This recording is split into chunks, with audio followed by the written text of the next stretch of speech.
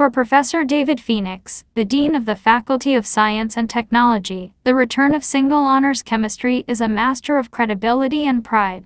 If you say you're a science faculty, you have to have all the core sciences, and this course will mean we attract a new supply of potential masters and Ph.D. students in chemistry, but he thinks that an attraction for students will be a teaching approach that differs significantly from his days as an undergraduate.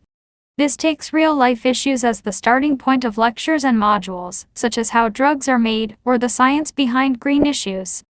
Out of this study, he says, students will be exposed to exactly the same core chemistry, unchanged over decades, but they will be doing it in a way that is more engaging and more likely to lead to more fundamental learning. It is an approach that symbolizes chemistry's recent success story, moving with the times, while holding fast to the subject's essential role as a building block of science and technological advance.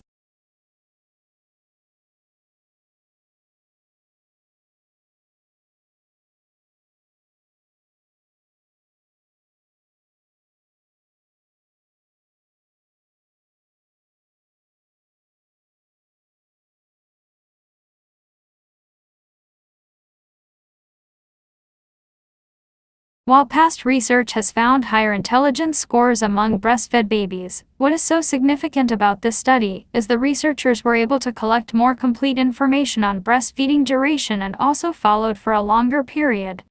And, by using a population-based birth cohort, the breastfeeding practices had no association with income level.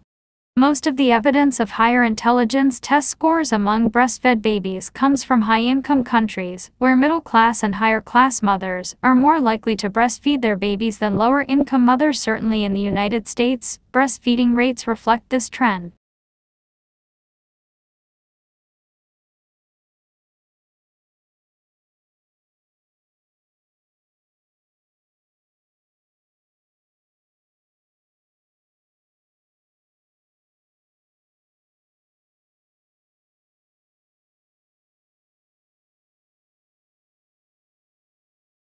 The increased funding will go to nutrition programs including school breakfast and lunch and more.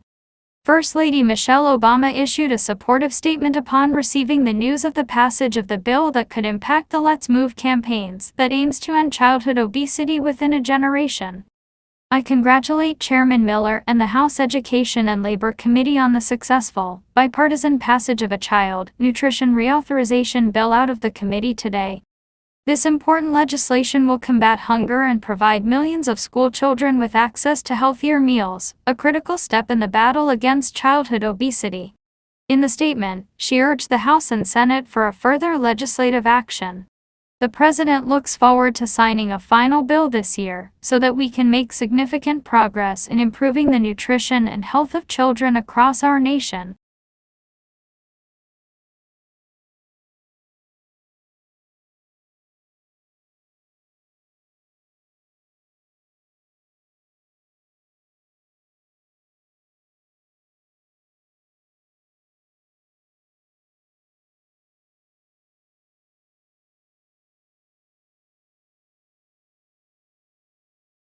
Chemicals used to control weeds in crops such as corn and soybeans may sometimes run off farmland and enter surface water bodies such as lakes and streams.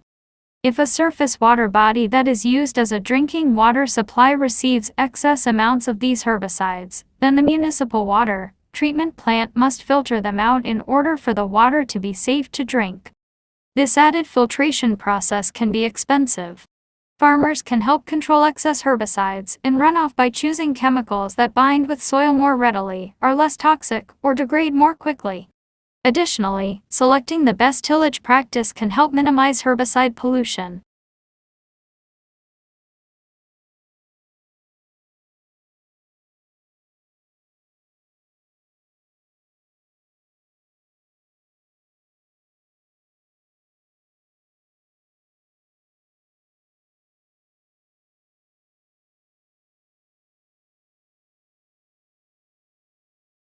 To understand how a coffee nap might work, we need to look at how the body processes caffeine. When you drink a coffee, the caffeine stays in the stomach for a while before moving to the small intestine. It is from here that caffeine is absorbed and distributed throughout the body. This process, from drinking to absorption, takes 45 minutes. Although caffeine is broken down in the liver, half of it remains in the blood for 4 to 5 hours after drinking a moderate amount, equivalent to 2 large cups of brewed coffee. It takes more time to eliminate greater amounts of caffeine from the body.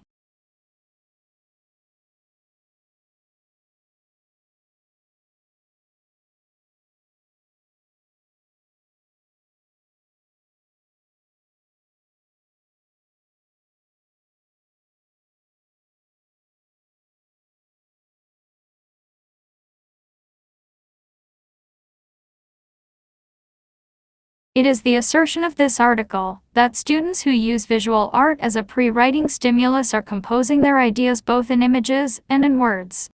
The result of the art creation process allows students the distance to elaborate, add details, and create more coherent text. The process of writing is more than putting words on a piece of paper. Effective authors are able to create imagery and to communicate ideas using well-chosen words, phrases, and text structures. Emergent writers struggle with the mechanics of the writing process, i.e., fine motor control for printing legibly, recall of spelling patterns, and the use of syntax and grammar rules. As a result, texts written by young writers tend to be simplistic and formulaic. The artwork facilitates the writing process, resulting in a text that is richer in sensory detail and more intricate than the more traditional writing first crayon drawing second approach.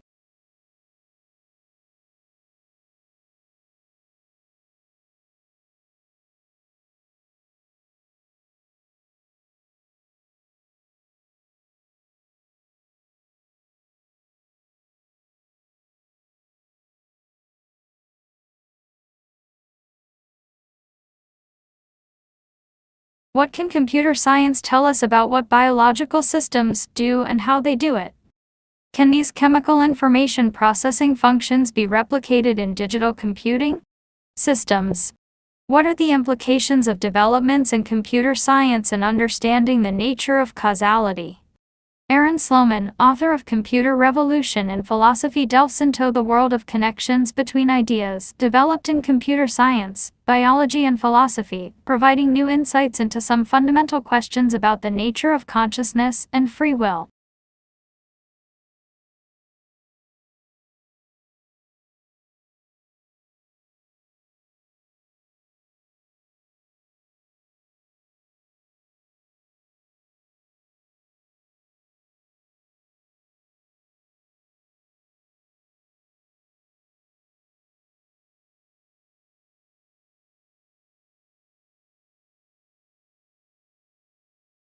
"3 degrees does not sound like much, but it represents a rise in temperature compatible with the global heating that occurred between the last ice age, some 15,000 years ago, and the warmth of the 18th century.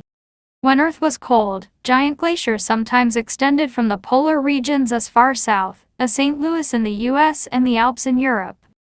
Later this century, when it is 3 degrees, hotter glaciers everywhere will be melting in a climate of often unbearable heat and drought, punctuated with storms and floods. The consequences for humanity could be truly horrific. If we fail to act swiftly, the full impact of global heating could cull us along with vast populations of the plant and animals with whom we share Earth. In a worst-case scenario, there might, in the 22nd century, be only a remnant of humanity, eking out a diminished existence in the polar regions and the few remaining oases left on a hot and arid Earth.